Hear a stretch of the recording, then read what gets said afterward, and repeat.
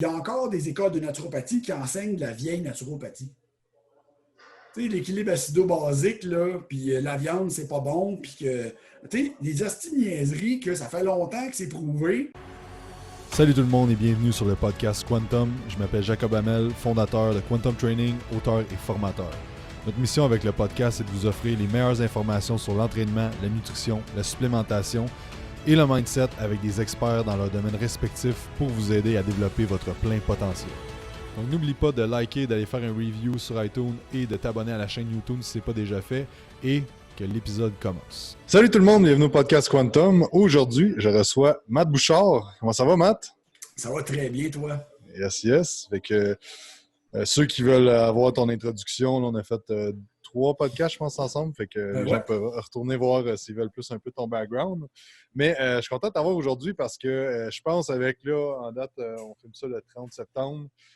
Là, il y a beaucoup de régions qui ont retourné dans le rouge. Puis je pense que de parler d'immunité, c'est encore à la mode dans le sens que c'est important d'en parler puis c'est important de savoir quoi faire pour optimiser notre immunité puis qu'est-ce qui se passe réellement puis qu'est-ce qui s'en vient aussi parce que ça se peut que ce soit pire ou ça se peut que ce soit mieux.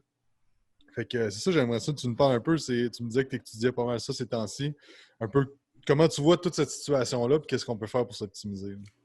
Mais tu sais, ces temps-ci, je suis en train de terminer, en fait, un des modules d'immunologie qu'on donne en naturopathie. Fait que je n'étudie pas l'immunologie dans le sens de la COVID, comme j'ai fait, je dirais, en début de pandémie. Là, j'ai étudié le concept de la COVID pour comprendre, je dirais, la pathologie, donc comprendre le concept de ce qui se passe avec la COVID. Mais en ce moment, je te dirais que j'étudie le système immunitaire pour comprendre les dysfonctionnements, comprendre l'interaction. Puis on voit que l'interaction, premièrement, il y a des gens qui ont un système immunitaire qui peut être moins bon que d'autres. Cette semaine, j'ai écouté un chercheur, je pense à McGill, qui disait qu'ils ont découvert qu'il y a des gens qui fabriquaient des anticorps spécifiques ou un problème de dysfonctionnement au niveau de l'interféron gamma. Peu importe l'interféron gamma. Mais l'interféron gamma est impliqué dans ce qu'on appelle la tempête de cytokines. Tu as fait un podcast avec Vincent Comtois qui avait parlé de ça de manière assez intéressante. Donc, le concept de la tempête de cytokines, le problème est engendré par ça. Parce que techniquement, si on regarde l'extrapolation, la plupart des études qui ont sorti sur le sujet, parce qu'on en a eu comme des centaines, ils se rendent compte que les gens ne meurent pas du virus, parce que ce n'est pas le virus qui les tue. C'est leur inhabilité à avoir une réponse immunitaire adaptative adéquate et leurs propres cellules immunitaires les tuent. Donc, créer un dommage oxydatif incroyable parce que la tempête de cytokines était caractérisée par une hyperactivité des neutrophiles et des macrophages, donc des cellules du système immunitaire inné, parce que le système immunitaire adaptatif ne backait pas la job. Donc, ne faisait pas le mécanisme de redire « OK, c'est beau. Hein. » La communication entre l'inné et l'adaptatif est comme un peu communication de deux sens. Un va stimuler l'autre, puis l'autre peut stimuler l'autre ou inhiber l'autre. Puis, ce qu'on voyait dans le COVID, c'est que des fois, il y avait une extrapolation du système immunitaire inné qui est équipé de défense super intéressante, mais que si tu uprégules la défense 2 à 3 fois, bien là, tu vas endommager le tissu énormément. Ce qu'on voyait dans les cas au début avec les poumons lâchaient parce que c'est un tissu quand même fragile. Fait que si tu crées du stress oxydatif dans des petits vaisseaux sanguins, en plus, là, il y avait une intubation. Puis l'intubation faisait de l'inflammation qui recrutait encore plus de neutrophils et de macrophages. Les gens mouraient étouffés. Oui, mais ce n'était pas parce que la condition les aurait peut-être même pas rendus là où, c'est compliqué. Là. On a eu de la misère avec le virus parce qu'il n'était pas connu. Si tu reviens, je veux juste que, pour que le monde il comprenne bien, peux-tu expliquer cytokine, après ça, la différence entre système immunitaire inné et adaptatif? OK, bon, on va commencer par le système immunitaire, c'est un peu plus facile. Le système immunitaire inné, c'est le système immunitaire que tu nais avec. Donc, tu vas naître avec des défenses physiques, les barrières physiques, la peau fait partie du système immunitaire, le mucus que tu fais dans le nez, dans l'intestin, fait partie du système immunitaire inné, les poils dans le dedans du nez, ça fait partie des défenses immunitaires que tu viens avec, ce qu'on appelle des neutrophiles, des macrophages. Donc, certaines cellules immunitaires sont là. Ils vont répondre à un pathogène ou un envahisseur de manière innée. Donc, ils n'ont pas besoin d'être comme le système adaptatif, qui n'a pas besoin de rencontrer le pathogène pour après ça y répondre de manière efficace. Donc, le système immunitaire inné, lui, est déjà là. Oui, il peut s'adapter. Oui, il y a manière de l'évoluer ou de l'entraîner. Dans certains cas, l'entraînement est pathologique ou positif. Je n'en parlerai pas aujourd'hui parce que là, on s'entend. Mais les cytokines, eux, on va appeler ça des cytokines, donc des messagers cellulaires. Cytocellules, donc c'est des messagers entre les différentes cellules, entre les différentes composés pour s'envoyer des signaux. Finalement, l'environnement cytokinique ou la communication de cytokines va aider le système immunitaire à comprendre l'action qui doit être portée. Donc, c'est un peu le message, finalement. Ça fait partie des messages. Il y a des centaines de cytokines. Dans les cas des maladies comme ça, on a des cytokines qui sont pro-inflammatoires, donc ils veulent amplifier des réponses, ou dans certains cas, anti-inflammatoires, inhiber des réponses ou calmer des réponses. Donc, c'est un peu ça. Le système immunitaire adaptatif, c'est celui qui va être engendré, exemple, par des vaccins. Donc, le système immunitaire adaptatif, c'est lui qui va se développer en réponse à l'invasion. Donc, les pathogènes rentrent, par exemple, on parle d'une infection. Donc, l'infection rentre en contact avec le système immunitaire inné. Donc, les cellules du système immunitaire inné, parce que les mucus en soi, non. Les autres, le rôle du mucus, c'est juste d'empêcher le contact. Mais disons, on rencontre un neutrophile, un macrophage, une cellule dendritique. Cette rencontre-là va faire exprimer ou changer, en fait, la présence de la molécule ou l'expression de cytokine de la molécule, son expansion. Et le système immunitaire adaptatif lui reconnaît ça. Et selon le message, va créer une expansion clonale, donc une création de plusieurs autres cellules T, une transformation d'une cellule T qui est naïve, parce que les cellules T peuvent être naïves, donc aucune fonction, donc zéro, et à une cellule T effectrice. Donc, c'est un peu comme tu fais ton choix de carrière au secondaire, là, mais la cellule T, elle fait son choix de carrière, mais plusieurs centaines de fois dans une journée. Donc, c'est juste qu'elle reçoit le message, puis elle va se dire, OK, pour le type de rencontre que le neutrophile vient de me dire, OK, bien, je pourrais différencier en tel type et de cellules effectrices. On a plusieurs types de cellules effectrices. Là. En ce moment, je pense qu'on a 8 grandes familles. Quand tu vas en immunologie, ils vont en parler de 5. Donc, 4 principalement, 5 à 6 si tu pousses le cours. Puis si tu regardes les papiers récents, c'est 9. Mais encore là, on ne rentre jamais là-dedans. Là. Même dans les meilleurs cours que j'ai fait avec Bastir ou avec Alex Vasquez, on parle de 4. Parce que c'est pas mal le topo qu'on connaît le mieux, c'est les 4. Donc, le adaptatif, c'est lui qui finit par être bon. C'est pour ça que, exemple, quand tu pognes une deuxième fois certaines maladies, tu es immunisé. Parce que oui, le virus va rentrer, mais le temps qu'il rentre ou que le corps le détecte, il a tellement la capacité de faire des anticorps rapidement que le virus n'a même pas le temps d'envahir des cellules qui est déjà éliminé. Donc, les anticorps font partie, puis les cellules mémoire font partie de la réponse de deuxième, adaptative du système immunitaire. Tu parlais de, c'est quoi en français, cytokine storm? Oui. La tempête de cytokines. Explique-nous un peu le concept de ce qui se passe présentement là, avec le virus qu'on a. Puis, y a-t-il d'autres choses aussi qui causent ça, parfois des tempêtes de cytokines? Non? Les maladies auto-immunitaires. Quand on rentre dans certaines maladies auto-immunitaires, ce qu'on appelle un flare peut être aussi caractérisé comme une tempête de cytokines, parce que dans certains cas, ça va être justement une réaction exagérée qui est mal inhibée ou mal contrôlée par le système. C'est pour ça que, exemple, dans les flares d'arthrite, tu vas voir, exemple, les mains des clients triplées de grosseur, les articulations bien gros comme des balles de golf. OK, il y a beaucoup trop d'inflammation, donc il y a clairement quelque chose qui ne se passe pas. Oui, il y a eu un stimuli, mais normalement, le corps devrait produire la réponse pour dire « OK, c'est correct, tu n'es pas obligé de créer autant de dommages. » C'est un peu ça. On appelle ça un flare auto-immune, donc c'est un peu la même famille que la tempête de cytokines. Mais pour les infections, on le voit quand même fréquemment. Là. On a même vu des cytokine storm avec les influenza. Donc, et malheureusement, c'est toujours le même genre de cytokine storm. Donc, une mauvaise communication entre les différents systèmes immunitaires. Mais ce qu'on voit de plus en plus, c'est à cause de, si on élimine le facteur génétique, on élimine le facteur génétique, on enlève le facteur génétique, puis on enlève que le monde mange des pogos, puis on y va vers le général. C'est souvent un manque de contrôle du système immunitaire adaptatif sur l'inné. Donc, il y a une difficulté de monter une réponse adaptative. La réponse adaptative étant plus spécifique et plus efficace, normalement, va redire, exemple, au neutrophile, au macrophage, OK, c'est beau, on a moins besoin de vous à cet endroit-là. On va s'occuper de la job, on le fait. C'est beau, target ça spécifiquement, ça va bien se faire. Donc, on le voit arriver, la tempête de cytokines. Malheureusement, la relation avec la santé métabolique est de plus en plus précise. On la voyait quand tu regardes les études sur l'influenza.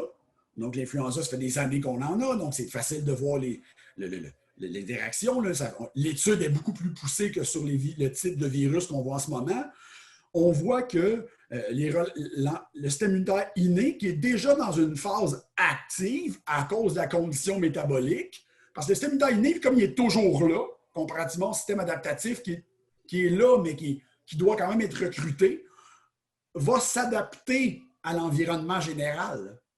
Tu sais, il ne veut pas, il n'a pas le choix. Lui, il est toujours présent, donc il va finir par s'adapter. Mais dans le cas des maladies métaboliques, cette mésadaptation, cette mauvaise adaptation-là peut engendrer que quand il y a un pathogène, le système est déjà allumé. C'est un peu comme quand ta blonde te dit qu'elle ne va pas aujourd'hui, puis tu décides de l'écœurer, ben ça se peut que tu manges plus de coups ou qu'il y ait plus de problèmes que quand tu n'as rien dit. Le système est déjà bien allumé. Fait que c'est ça le défaut. C'est pas, c'est pas propre. On parle des obèses, souvent, c'est pas propre aux obèses. C'est vraiment la condition métabolique, donc l'état métabolique du système qui va être le meilleur réflecteur de la réponse immunitaire. Après ça, il y a des carences nutritionnelles. On s'entend, c'est pas parce que le monde chiale sur le guide alimentaire canadien, mais je te dirais que si le monde mangeait le guide alimentaire canadien au lieu de manger ce qu'il mange, ça irait déjà super bien.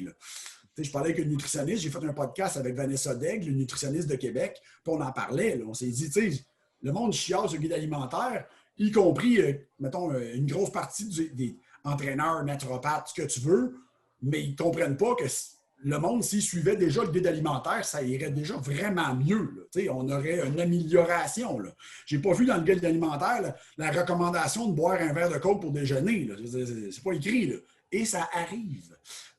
Donc, on le sait. Moi, ça fait longtemps qu'on travaille là-dedans. Fait le monde chiale sur des affaires. OK, je suis d'accord qu'il n'y a personne qui devrait manger une tranche de pain par jour, mais tu connais-tu vraiment beaucoup de clients qui suivaient l'ancienne recommandation de manger 10 portions de fruits et légumes?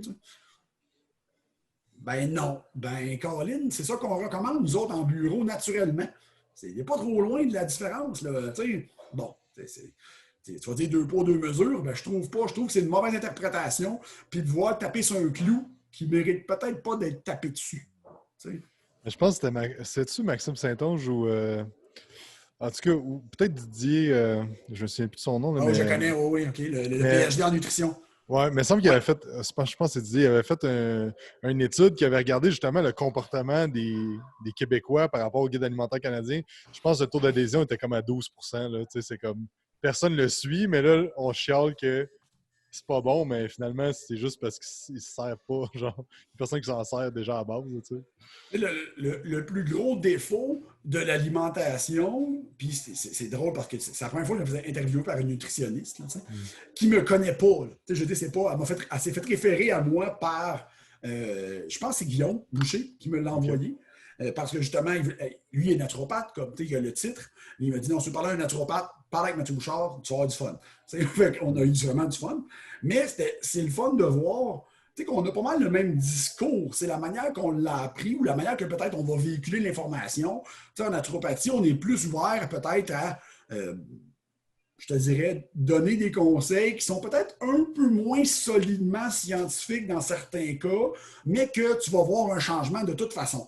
On est peut-être plus dans le côté empirique, un peu comme l'herboristerie, que du « OK, mais ça marche, on le voit depuis 20 ans. OK, moi, j'ai vu que 3 études qui ont sorti en 2018 qui en parlaient. Je trouve que ça fait du sens, on va quand même l'essayer. » Des fois, c'est peut-être un peu ça la grosse différence.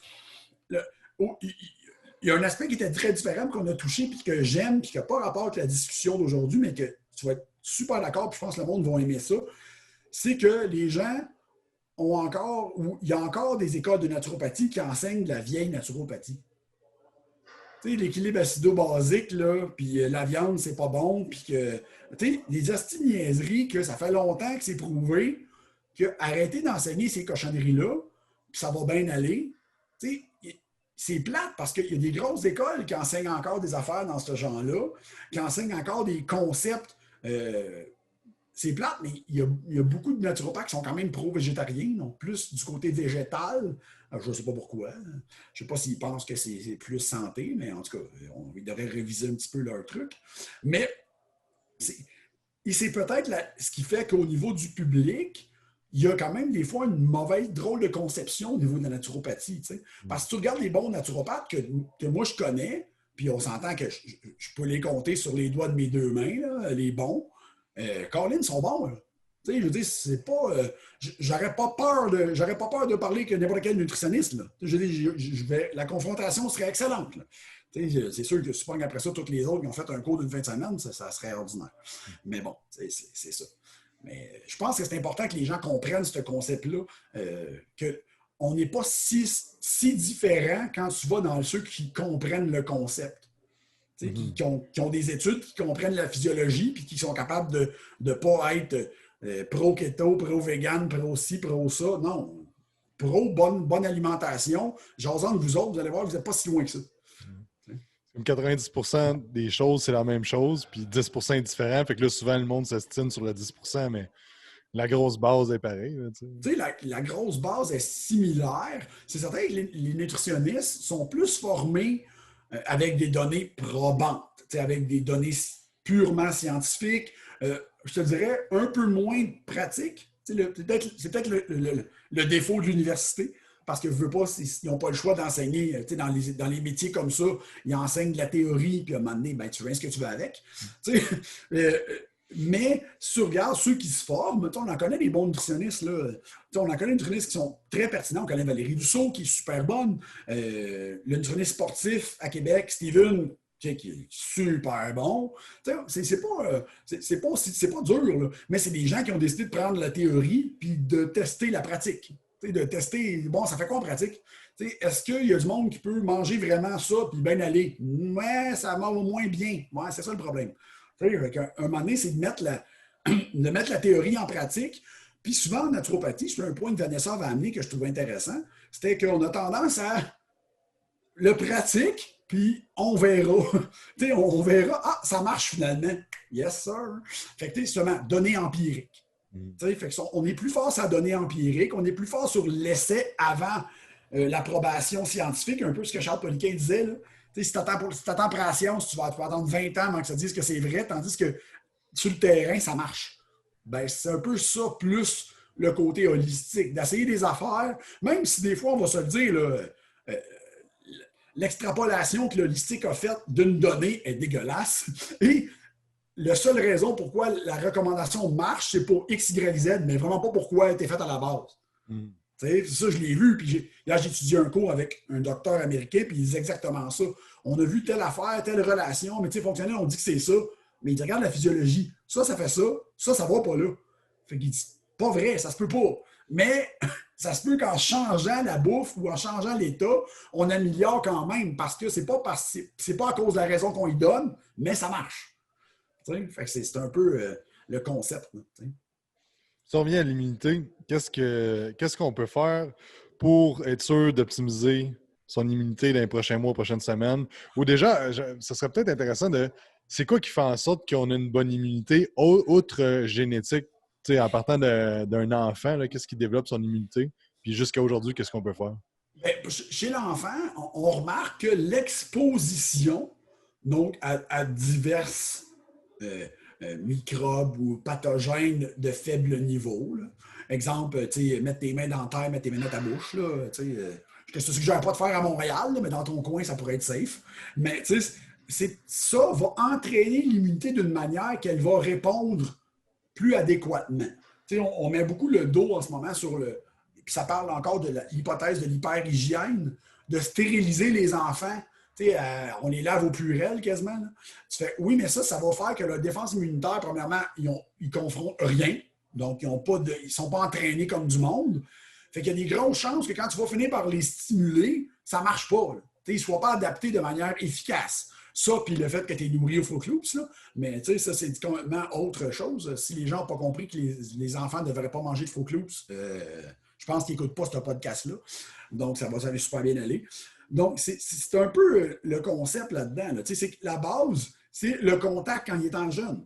On veut maintenant que les enfants aient du contact. On veut qu'ils soient allaités si c'est possible. On s'entend, tapez-vous pas sur la tête, vous n'êtes pas capable, là, ça arrive. Là. Mais on veut qu'il y ait un contact, on veut qu'il y ait un transfert d'immunité.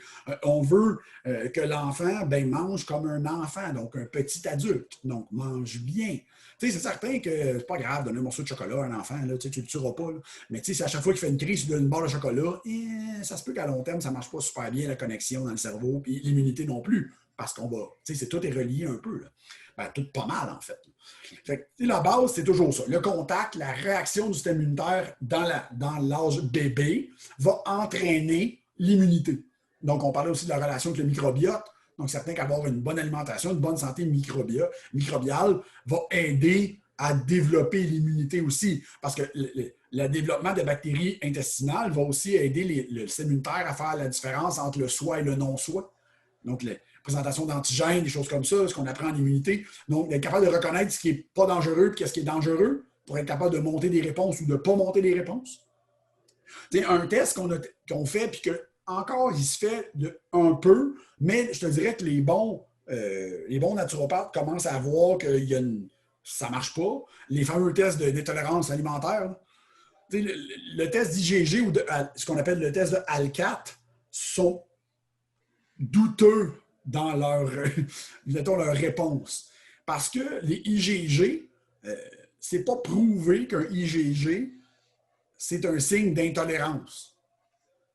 C'est prouvé que c'est un signe de contact.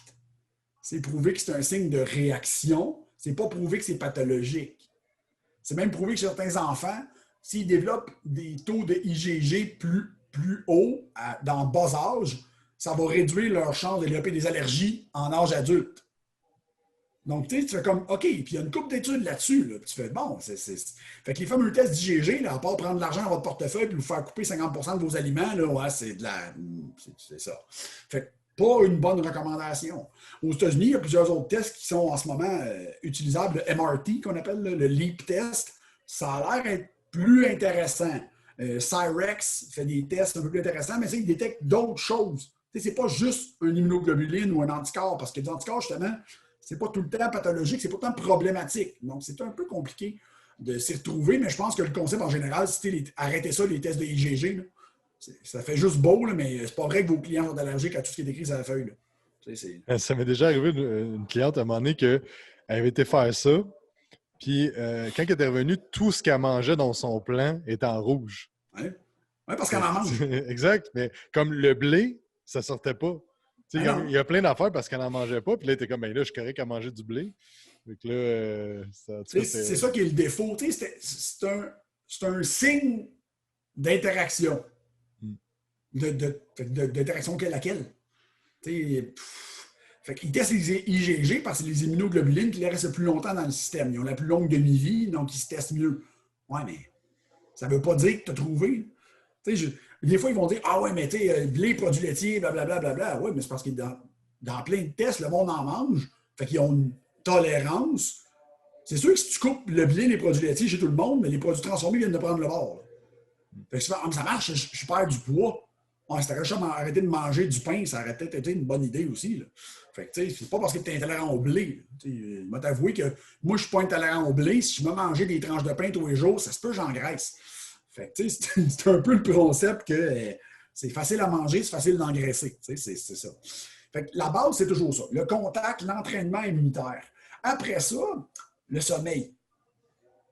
Ton ami Renato fait des pauses ces temps-ci, il parle du sommeil tout le temps, il a raison. Les gens dorment mal ou dorment peu.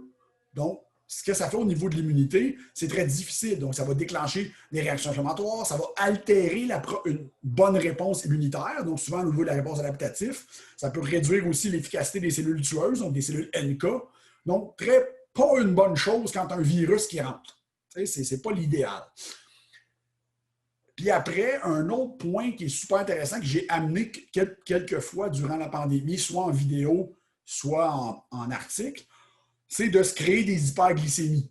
Donc, de se créer des hyperglycémies avec des cheats, avec des recommandations alimentaires bizarres, de spiker ta glycémie post-workout. Ça va rentrer, faites-en pas. Faites-en pas. Là, si ton muscle veut du fuel, tu n'as pas besoin de spiker ta glycémie pour qu'il rentre. Ça va marcher pareil. Là. Tu pourrais manger des patates sucrées que ça va se rentrer aussi vite que n'importe quel drink de carbo. Le corps le sait. Faites-en pas. Il est bien équipé pour ça. À moins que tu aies la masse musculaire de Ronnie Coleman, on ne risque pas d'avoir de problème sur remplir tes muscles en mangeant du riz.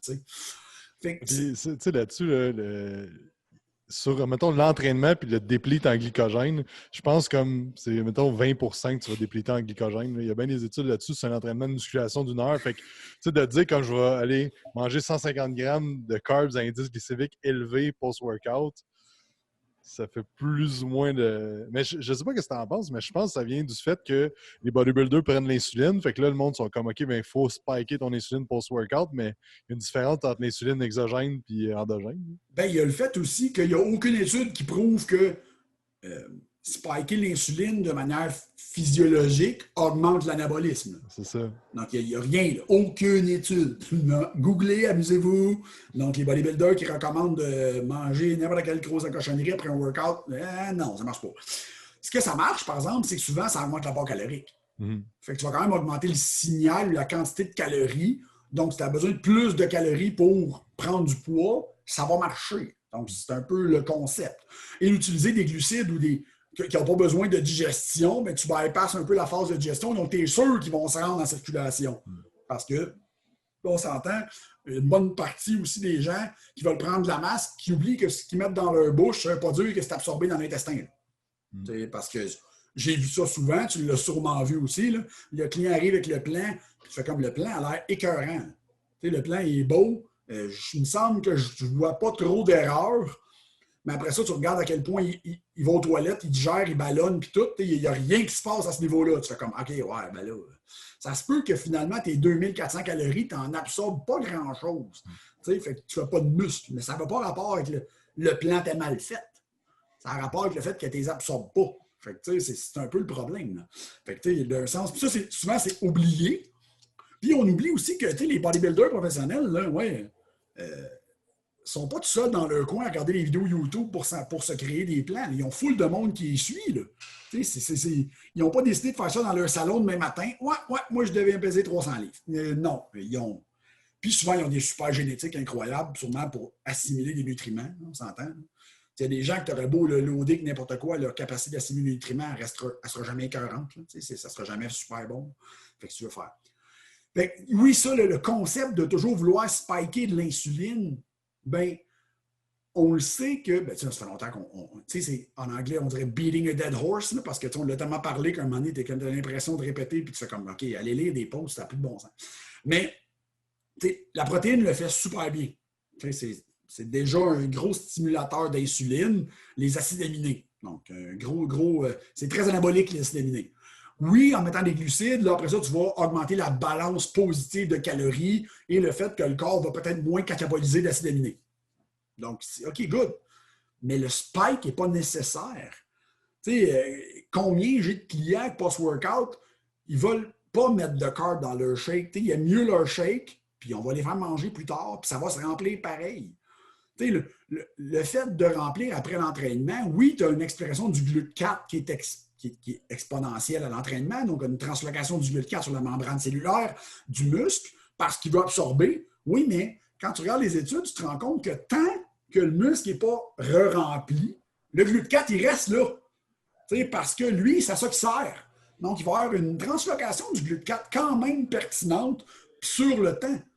Il y a une couple d'études qui montraient que si les clients s'entraînaient, exemple, plus tard en journée, puis tu ne carbais pas trop avant de se coucher, puis tu recarbais le matin, mais ça marchait super bien. Puis j'ai essayé avec une couple de clients, puis ils me disaient, Colin, je déjeune, puis j'ai l'impression que je viens de finir de m'entraîner. La pompe revient, on dirait que mes bras grossissent. Oui, parce que là, la nuit, tu n'as pas catabolisé. Parce que, exemple, tu as donné 40 grammes de whey, plus avant de se coucher, à manger des œufs avec un peu de fruits. Puis le matin, tu lui donnes une demi-tasse de gruau, une banane, un gros déjeuner, puis il fait ça se peut-tu que je me sente pompé? Oui, parce que là, ça se peut que l'insuline ait fait comme oh wow! Prends tous les nutriments, mets ça dans le muscle, puis ça va-tu marcher? Ben oui, ça va marcher. Mais cette nuit, au lieu de brûler du glycogène, ben, il y a des grosses chances que tu aies brûlé du gras. Parce qu'à un moment donné, oui, tu vas brûler du glycogène hépatique, là, on s'entend, le foie va faire sa job de restabiliser, mais si moindrement tu es en santé, tu vas aussi faire une bonne quantité de bêta-oxydation. Fait que, ou même de cétogénèse, là, si c'est un très bon métabolisme. Je pense que c'est intéressant. Nous autres, on utilise souvent des affaires un peu plus moins santé, si on veut, le genre des Rice Krispies bio, des bagels sans gluten, des trucs dans le même post-workout, juste parce que je pense que le monde, juste de se dire que hey, post-workout, je vais manger mes bagels avec de la confiture bio, là, les motive à aller s'entraîner. Fait que, des c'est fois, pas mauvais. C'est plus ça que la réponse d'insuline puis le refaire tes réserves de glycogène. C'est pas une mauvaise idée. Là. Moi, il y a des gars qui voulaient manger post-workout, puis une affaire que j'avais travaillé, puis j'avais même testé chez nous, c'est de faire du riz blanc cheap. Là, maintenant, on ne peut plus dire Uncle Ben, il faut dire Ben Original, parce qu'ils ont changé le nom parce que c'était raciste. T'sais. Du riz cheap, blanc. Oh oui, t'as pas vu ça? Tu vas voir ça, le riz Uncle Ben va changer de nom parce que c'était raciste. Mais, fait qu'ils vont... Je prenais du riz blanc, puis je dis au client, mets le riz blanc dans un lait végétal, comme mettons un lait d'amande à la vanille, mets-le dans ton shake. Donc, mets un plat Tupperware, mets ton shake, mets du riz, ça va s'absorber un peu, mets de la protéine, mais après ça, ben, mets ce que tu veux. Mets des raisins secs, mets de la cannelle, mets du sucralose. Au bout de la ligne, tu manges un pudding au riz. Là. J'avais un client qui avait donné ça, il m'avait dit hey, t'as-tu essayé ta recette? Ouais, mais ça fait longtemps. Hey, c'est bon, tabarnouche, post-workout. Oui, ça se rentre tout seul. Je veux dire, tu mets 2 tasses de riz, là, tu as mis du liquide là-dedans. Le client a dit je peux manger, je suis pas capable de manger ça tout seul, mais de même, ça rentre. Oui. La réponse est aussi bonne? Oui. Parce que c'est du riz blanc cheap. Fait que ça, la digestion est super bonne. Fait que, oui, c'est correct, mais quel pourcentage des clients bénéficient vraiment de ce type de post-workout? Moi, 0% de mes clients, là, toi peut-être 20%, mettons, parce que t'es des athlètes.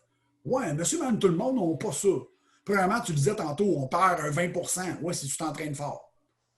C'est ça, exact. Ouais, c'est ça. On a déjà parlé dans d'autres podcasts, là, le workout de quelqu'un est équivalent de moi à une marche de 45 minutes. Là. Fait que, c'est tout le temps de mettre en perspective. Tu sais, le glycogène, super pratique, t'en veux, oublie pas que le corps, puis hier, j'en parlais avec monsieur, pourquoi tu parles de ça? Peu importe. Je parle tellement dans une journée. Des fois, je me parle du seul et j'oublie. Mais que le corps, il veut tellement le garder, son glycogène, là, que le monde pense que ça se vide, ça se vide, ça se vide. Attends une seconde. Il y a des sensors sur le foie puis sur les muscles qui disent OK, là, la réserve est rendue à tu m'arrêtes ça, champion. Tu vas brûler d'autres choses. Parce que moi, je n'ai besoin de ça d'un coup qu'il arrive quelque chose. T'sais, sur le foie, ils s'en sont rendus compte assez rapidement là, en regardant mettons dans les jeunes, ils se sont rendus compte qu'au début, oui, il y avait une augmentation de la glycogénolyse au maximum. Le corps essayait. Mais après un certain temps, les courbes descendent. Puis là, tout devient even. Puis la bêta-oxydation, elle augmente un peu. La cétogénèse va compenser. Oui, parce qu'à un moment donné, le corps, sa réserve va descendre aussi. Puis là, il se rend compte, ben là, il faut que je m'en garde un peu. Il n'y a pas d'insuline dans le parage vraiment. Donc, on va changer le stimuli. On va changer l'adaptation. Puis c'est ce que toute personne devrait être capable de faire. Là. Alterner justement de passer de brûler du gras à brûler du sucre, puis même s'il mange des carbs, d'être capable de brûler du gras. C'est tout le temps un peu ça. Tandis que la plupart des gens sont tellement pratiquement juste sur brûler du sucre que là, ils deviennent problématiques. Et ça revient à notre sujet de tantôt. C'est que cet environnement-là va aussi entraîner le système immunitaire à fonctionner d'une manière très spécifique et très activée. Parce que l'environnement est toujours hyper glycémique, ce qui est un problème, ou les larges spikes de glycémie, qui sont aussi un problème qu'on appelle la variabilité glycémique, qu'on voit, c'est dommage, on le voit dans le domaine du fitness parce qu'il y a aussi le concept de tu peux cheater gros, tu es en shape. La shape et la sensibilité à l'insuline n'ont aucun rapport. Donc, tu peux cheater gros, pas de trouble, tu peux avoir aussi un arrêt cardiaque à 45 ans, gros. Fait que, tu sais, c'est ça qui va arriver. On a une mauvaise compréhension du concept. Puis moi, pour avoir eu des prises de sang de gars qui étaient en shape, bro, j'étais comme ah ouais, gars, ton médecin t'as-tu dit qu'en ce moment, t'as peut-être un petit problème? J'ai pas le droit de diagnostiquer. C'est juste pas vraiment beau. Moi, j'irais voir un spécialiste. C'est un peu ça. Puis des fois, Ça dépend toujours de ta priorité. Là. Si ta priorité, c'est d'avoir des muscles et pas de vivre jusqu'à 60 ans, tu as le droit. C'est pas mon problème. Mais après ça, si tu pensais que c'était santé, ben peut-être reviser un petit peu tes bases et de changer quelques habitudes. Puis à part ça, l'immunité, qu'est-ce qu'on peut faire pour optimiser ça? Tu as parlé du sucre, tu as parlé de manger des bons aliments, d'avoir un système digestif optimal. Après ça, qu'est-ce qu'on peut faire pour optimiser tout ça? C'est certain que avoir un apport nutritionnel adéquat dans la plupart des vitamines et minéraux va être un must. On a vu avec justement les posts à Renato que la vitamine C est intéressante. Il n'y a pas de gens qui sont carencés en vitamine C. Ils ont augmenté aux États-Unis. J'ai vu qu'il y avait un vote actuellement pour augmenter la limite basse de la vitamine C. La vitamine C, si tu regardes les guides alimentaires, c'est 60 mg par jour, je pense, la dose. Mais là, aux États-Unis, le RDA va être changé pour 250. Donc, ils se sont rendus compte de quelque chose. Il y a quelque chose qui ne marche pas. Là. Fait que, bon, OK. Est-ce que c'est pour compenser l'excès de stress oxydatif de présent dans le monde? Parce que la vitamine C est un antioxydant qui peut aider avec les stress oxydatifs dans les tissus hydrosolubles. Donc, peut-être, parce que c'est une nouvelle recommandation basée sur la nouvelle science, en fait, qui va s'adapter que le fait que le monde ne sont pas plus en santé. Là. Donc, peut-être. On risque de peut-être voir une hausse de recommandation de la vitamine E qui va s'occuper du stress oxydatif dans les environnements plus qui sont lipidiques. Je ne sais pas, on verra. Donc, oui, manger une bonne diversité d'aliments peut être intéressant, mais le point clé, c'est toujours de contrôler, en fait, je te dirais, sa relâche d'insuline qui va être très pertinent. Donc, c'est peut-être le point le plus intéressant. Se créer des hyperglycémies, des hyperinsulinémies volontairement, c'est peut-être pas l'idéal, surtout si tu n'as pas la preuve que tu es capable de la gérer. Puis c'est plate parce que c'est dur d'avoir la preuve. Il y a des clients que j'ai eus que, justement, ils ont des glucomètres, ils ont plein d'affaires. Puis je leur ai dit, faites le test. Tu as un glucomètre, pas de problème. Va manger tes 25 morceaux de sushi, qui sont un lot de paquets d'affaires en même temps, puis regarde ta réponse insuline, regarde ta glycémie. Si dans 2 heures, tu n'es pas revenu à une glycémie normale, ou en 1 heure, ta glycémie dépasse telle mesure, c'est peut-être un signe que ça ne va pas. Ce n'est pas un diagnostic. Je ne dis pas que le client est diabétique. Je dis que ça ne rentre pas dans les valeurs optimales d'un contrôle de glycémie. Donc, ça peut être des manières de le faire. Si à chaque fois, tu cheats, le nez se met à te couler, tu dors mal, tu es enflé comme un cochon, peut-être que ton corps tolère moins bien ce que tu es en train de faire. Là. C'est bon de te parler. Là. Système digestif, ça, on s'en fout. Là. On s'entend qu'il n'y a personne qui va te gérer de la pizza au smoke meat. Là. Ça, c'est correct, c'est normal. C'est trop dur. Mais si à chaque fois que tu te mets à tricher, tu viens rouge comme une tomate, ta pression artérielle augmente de 15 points le lendemain, ce que j'ai déjà vu. Tu prends 6 salives sur la balance, le nez te coule pendant 2 jours, c'est une réponse qui peut être immunitaire. Tu te mets à faire du mucus, tu te mets à râler de la gorge, tu te mets à avoir un problème relatif à des allergies. Attends une seconde, ça c'est ton système immunitaire qui capote. Ça ne veut pas dire qu'il y a un aliment spécifique dans ce que tu as mangé qui est un problème. C'est peut-être ce que tu as mangé qui est un problème. Parce que moi, je fais le truc des fois avec des clients. Ils disent « Ah non, mais tout me fait ça, j'ai aucun problème. » Je garde, on va y aller avec des affaires vraiment simples. Va au sushi, mange la quantité de sushi que tu veux, mais je veux pas de tempura dans tes sushis, puis il n'y a pas le droit d'avoir de maillot non plus. Go! Le client, le lendemain, il m'appelle. Hey, ça va quand même bien. Ouais, parce que techniquement, des sushis, c'est quand même du poisson, des légumes et du riz. Là. Fait que si tu enlèves les ajouts qui sont dégueulasses dans le sushi, dans certains cas, là, c'est bien rare que j'ai vu un client m'arriver le lendemain avec 8 livres de rétention d'eau, parce qu'il est salé, le sel n'a pas rapport. Le sel est juste un problème, justement, dans un environnement qui est un problème, qui est un pro-inflammatoire, qui a une augmentation de garder le sodium dans le système. Donc, l'hyperglycémie va faire ça aussi, donc les transporteurs de glucose et tout. Là, donc, c'est certain que après ça, on peut créer de la tolérance immunitaire. Le fait de s'entraîner, ça va aider. Parce que l'entraînement, l'activité physique va créer une zone de tampon. Va créer un tampon, va vider des réserves énergétiques qui va permettre au corps d'avoir un jeu. Le client, son activité, c'est de changer de poste à la télévision. n'as pas grand jeu. Là. Fait que tu peux pas vraiment te permettre de manger un peu plus parce que tes réserves sont comme à côté. Ben, pour le besoin, on s'entend. Donc, il faut toujours comprendre que faire l'exercice, c'est positif et ça module positivement l'immunité aussi. Là. Donc, ça va modifier la réponse immunitaire, améliorer l'inflammation. Et on parle d'exercice normal. Donc, là, ça va refaire, si ça referme, là, comme je ne sais pas, je ne suis pas sûr cette fois-là que ça va refermer, mais recommencez pas tout à faire du marathon. Là. Parce que 90% des gens qui décident de se mettre à courir, là, ouais, vous n'avez pas la capacité corporelle d'aller courir. Point.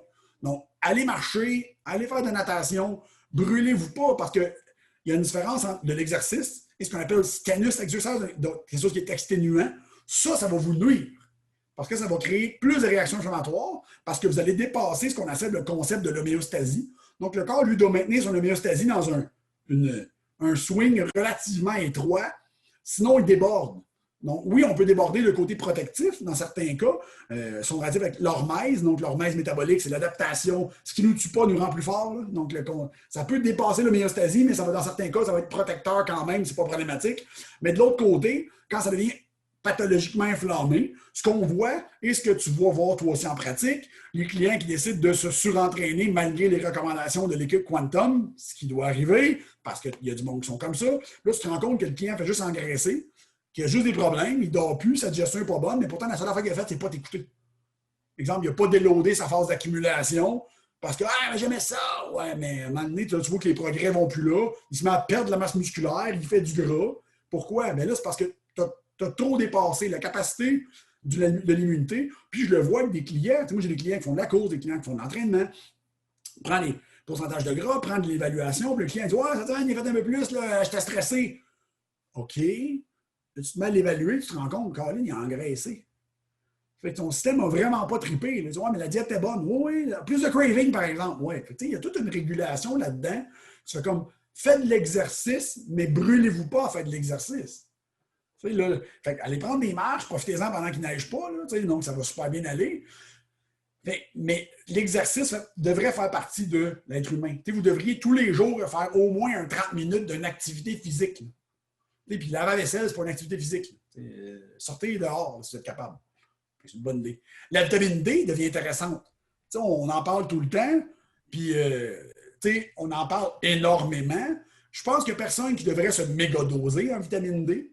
Mais sincèrement, au Québec, dans les latitudes nord, je pense, et c'est mon opinion personnelle, ce n'est pas une opinion scientifique, que tout le monde devrait prendre de la vitamine D et peut-être un peu plus que les recommandations.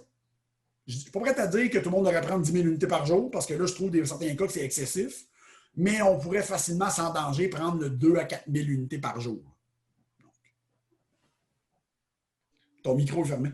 Ouais, je sais, je le fermais parce que pour pas qu'on entende des fois les sons du gym. Good, fait que en résumé, là, c'est d'être en santé. Juste de ne pas être d'extrême. Puis, comme tu dis, l'entraînement aussi, de trop se pousser. Il y a souvent des clients, là, justement, qui ne veulent pas prendre leur journée off, mais encore plus maintenant, c'est le temps d'y prendre et d'écouter comme il faut. Bien, tu sais, c'est le temps. Oui, ça va être difficile. En ce moment, le plus gros point, puis ce qui est difficile, ça va être l'effet psychologique de ça. Mais c'est pas en mangeant des Joe Louis pour déjeuner que vous allez vous aider. C'est pas en restant chez vous et en vous disant c'est de la merde que ça va vous aider. En ce moment, le plus que vous allez pouvoir vous augmenter votre support physiologique, le plus le psychologique va y aller et vice-versa. Donc, c'est le temps de faire des choses qui vous font du bien. C'est le temps de. Puis, vous faire du bien, la nourriture ne devrait pas être quelque chose qui vous fait du bien. À part si, exemple, faire un mijoter, ça vous fait du bien, ou si vous aimez ça cuisiner, oui, mais cuisiner d'autres choses que des gâteaux. Je veux dire, c'est un peu de comprendre la relation. Il y a pas de mal, on dit qu'il n'y a pas de mal à se faire du bien, jusqu'à temps que de faire du bien te fait du mal. C'est un peu ça. Là. Fait qu'il faut y aller de manière intelligente. Profitez-en pendant qu'on a encore un peu de soleil pour aller dehors. Aller aux pommes, on a encore le droit d'aller aux pommes. Fait que tu peux aller aux pommes. Faites des choses qui vous permettent de bouger. Aller au Mont-Saint-Hilaire, même si maintenant il y a une limite de personnes sur la montagne. Fouille-moi pourquoi. Mais bon, La montagne va pogner le COVID, j'imagine. C'est ça. All right, je voulais qu'on parle d'un autre sujet, mais Vas-y. on n'a pas eu le temps. Là. Ben là, Hey, on a le temps. on a le temps, tu veux parler de ça? Là? Parce que OK, c'est bon. Fait que, mais regarde, on va effleurer le sujet, on fera un autre podcast plus complet là-dessus. Oui. Fait que je voulais apporter, parce que je t'ai demandé de faire un module sur notre académie, sur les nootropics. Moi, c'est de quoi que je trouve vraiment cool, j'en utilise. Puis mon focus présentement, c'est vraiment d'augmenter ma productivité plus que de devenir le plus gros humain possible, comme là, 5 ans. Là. Fait que ça, j'aimerais ça que tu nous parles un peu c'est quoi l'univers des nootropics. Puis dans le fond, on fera un podcast qu'on va rentrer dans les détails. Ben, tu sais, le nootropic, en ce moment, c'est peut-être le marché du supplément qui a le plus d'expansion parce que justement, le entrepreneur life est comme super big en ce moment aux États-Unis. Puis au Canada, ou j'imagine à peu près partout. Là. C'est que c'est des produits qui vont aider à augmenter certains aspects de l'état cognitif. Donc, on va le garder ça très vague parce que oui, il y a une très grosse panoplie de nootropiques, autant chimiques que naturels.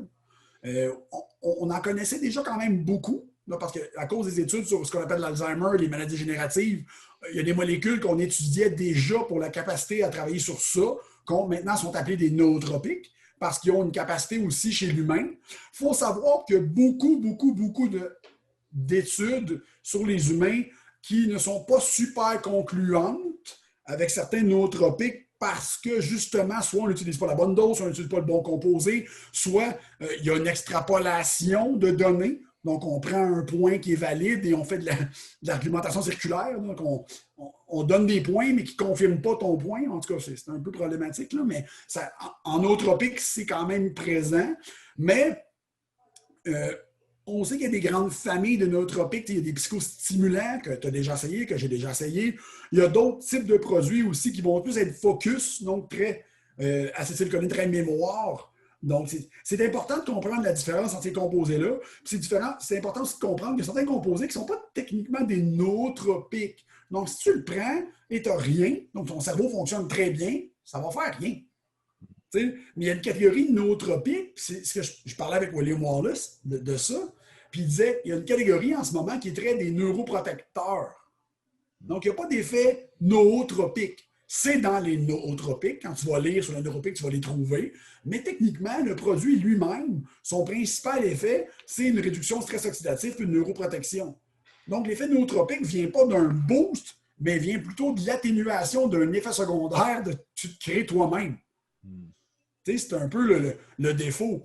Et il faut comprendre la nuance que les gens qui ont un mode de vie qui n'est pas sain, donc ils décident que leur dîner, exemple, c'est un sandwich au ballonné avec un coke, ton cerveau ne peut pas rouler de manière adéquate avec ça non plus. Là. Fait que tu auras beau lui donner toutes les nootropiques que tu veux, tu vas peut-être compenser, mais de réguler ça va t'aider à réguler ça. Parce que les hormones ont une influence. Et les hormones ont une influence sur le système immunitaire. Puis le cerveau et le système immunitaire, maintenant, on le voit avec les maladies dégénératives, il y a une relation. Une très grosse relation.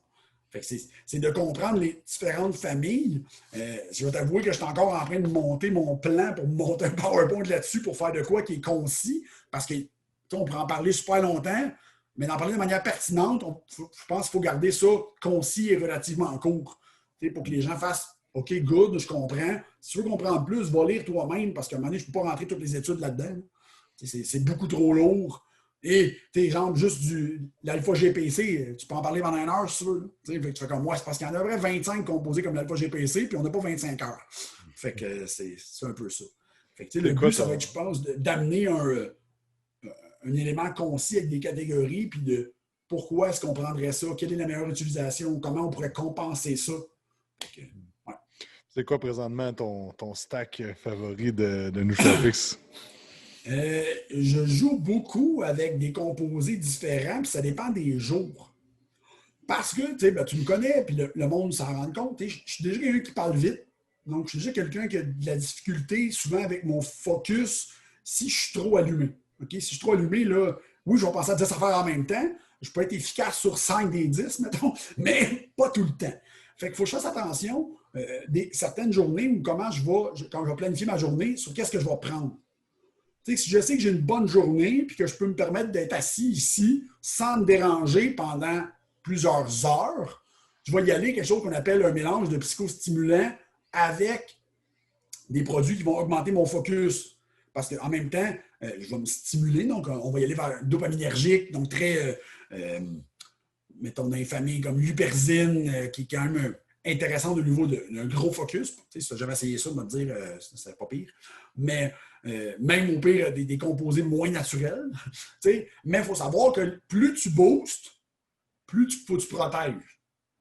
Fait que c'est ça le défaut des gens aussi. C'est qu'ils vont avoir tendance à y aller avec des formules qui boostent. Exemple, aux États-Unis, il y avait du modafinil pendant longtemps, puis c'est encore le cas. Là. Mais les gens prennent du modafinil, mais ils ne protègent pas les cellules du cerveau. Fait qu'ils craignent la dopamine, craignent les stimulants, fait que le cerveau, lui, mais à un moment donné, il arrête le modafinil de. Pourquoi? C'est pas le modafinil le problème. C'est que ton cerveau, à un moment donné, lui aussi, si tu l'actives, tu lui demandes une dépense énergétique, tu vas créer du déchet. Là. Fait que, moi, je sais que les journées, exemple, que je prends mon stack stimulant, que je n'ai pas fait aujourd'hui parce que je savais que je te parlais, le soir, je suis brûlé. Là. Le soir, je suis couché, là, puis ma blonde arrive à travailler tard, là, puis parle-moi pas. Là, pourquoi ça rentre pas?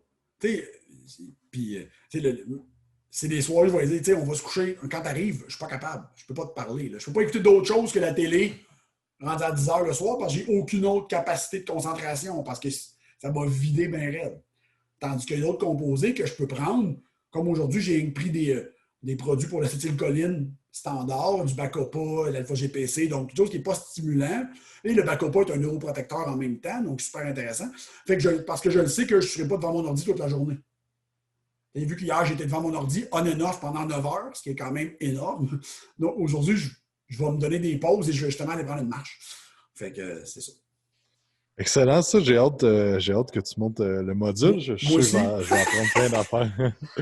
Je vais apprendre plein d'affaires, moi aussi, là-dessus. Fait que super, ça va être disponible sur l'Académie Quantum d'ici décembre, peut-être, quelque chose en même. Puis après ça, vous allez aussi l'offrir avec l'Institut AT dans quelques mois, tu me dis? Oui, au printemps, en fait, on risque d'offrir des cours de ce genre-là à la carte chez Institut AT. Au début, ça va être principalement pour un type de clientèle. Donc, on va avertir les gens que on va quand même cibler la clientèle parce qu'il y a des cours là-dedans qui vont être. Si tu n'as pas vu le reste, viens pas au cours. Parce que sinon, tu vas aussi bien me donner 100$ puis le mettre d'un foyer. Là, parce que d'un sens, ça va me faire du bien d'avoir 100$, mais quand même. Je veux dire, c'est le concept que je peux te le vendre, ça ne me dérange pas. Mais si je te donne un cours, exemple, sur un sujet super avancé, puis tu n'es pas venu faire nutrition avancée avec nous autres, puis tu n'as jamais fait de nutrition, et si tu vas trouver que le cours il est long puis il est plate. C'est comme si le client venait chez vous et disait d'un coup, on va aller en hypertrophie avancée, puis il n'a pas fait de cours de biomec. Tabarnak, quand tu vas parler de sarcomère puis de raccourcissement puis d'acétylcholine, ils vont faire comme hein? C'est qui lui? Ah, c'est ça. Fait que, à un moment donné, sur le temps, c'est pour ça qu'au début, on ne va pas filtrer, mais on va le dire au monde. Inscris-toi pas au cours, exemple, de ça, si tu n'as jamais vu la base, parce que moi, je skip. Là, je veux dire, la base va être 3 slides, puis après ça, je suis parti. Là. Fait que, c'est un peu... J'ai une question pour toi, Matt. Tu as parlé d'acétylcholine. Penses-tu que de supplémenter des choses qui vont stimuler l'acétylcholine, ça va aider à l'acétylcholine au niveau des jonctions neuromusculaires? Oui. Tu penses? Oui. OK. Je pense que oui. Puis je pense que j'ai posé la question à William Wallace, puis il m'avait dit oui. OK. Puis si tu regardes des études sur l'alpha-GPC, l'acétylcarnitine, il y a des études sur le système neuromusculaire. Surtout l'acétylcarnitine. Okay. Fait que je suis sûr que oui. Parce que justement, ça ne ferait pas de sens. Parce que c'est pas le cerveau là, qui prend ça. Non, exact. Le système, il l'absorbe, les acides aminés. Là, Fait que c'est certain que si tu augmentes l'acétylcholine, regarde, l'autre jour, j'ai fait une erreur, j'ai pris je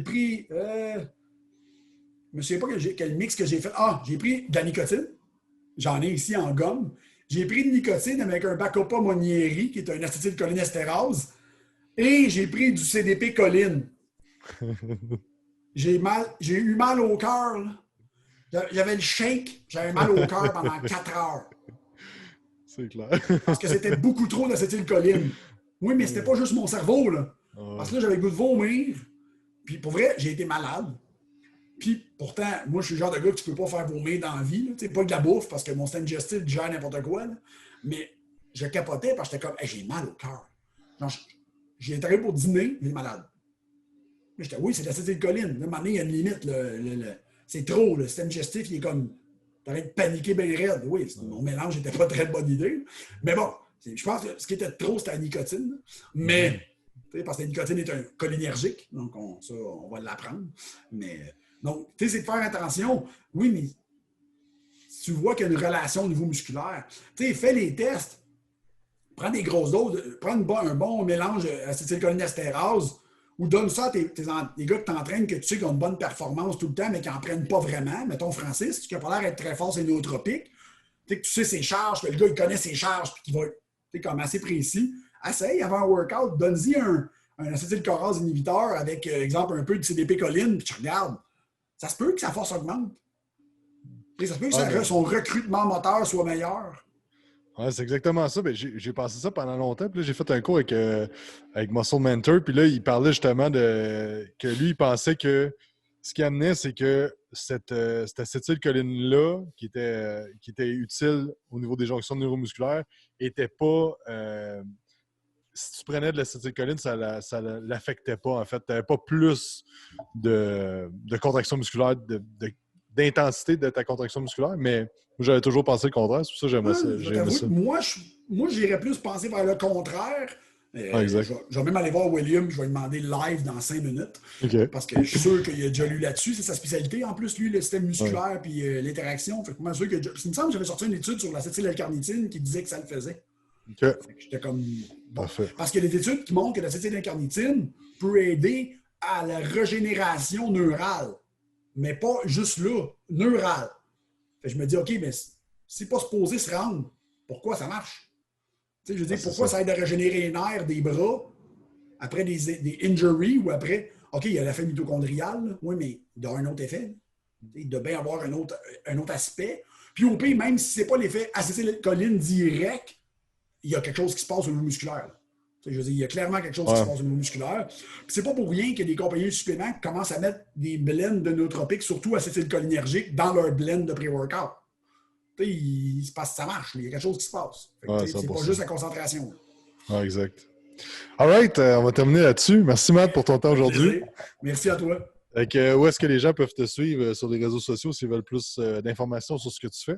Bien, comme d'habitude, en fait, vous pouvez me suivre sur ma page Facebook. Et là, je suis un peu plus actif sur Instagram, sur The Holistic ND, donc le naturopathe holistique, The Holistic ND, sur Instagram. Je vais commencer à faire peut-être un peu plus de petites vidéos, donc un peu plus de parlage. Les gens ont l'air à aimer ça quand je parle. Ça a l'air que je parle, puis je parle beaucoup. Fait que, donc, ça va être un peu plus facile. Puis à un moment donné, tu es tanné d'écrire, fait que ça va bien de parler. Ça va plus vite des fois à parler. Ça va beaucoup plus vite de dire une vidéo de 1 minute et demie que de taper pendant 600 mots. Exactement. All right. Fait que merci à tous d'avoir écouté. Si vous avez apprécié, n'oubliez pas d'aller faire un 5 étoiles sur iTunes, vous abonner à la chaîne YouTube, faire le pouce si vous avez aimé ça et faire la petite sonnette pour ne rien manquer. Et on se parle dans un prochain podcast la semaine prochaine.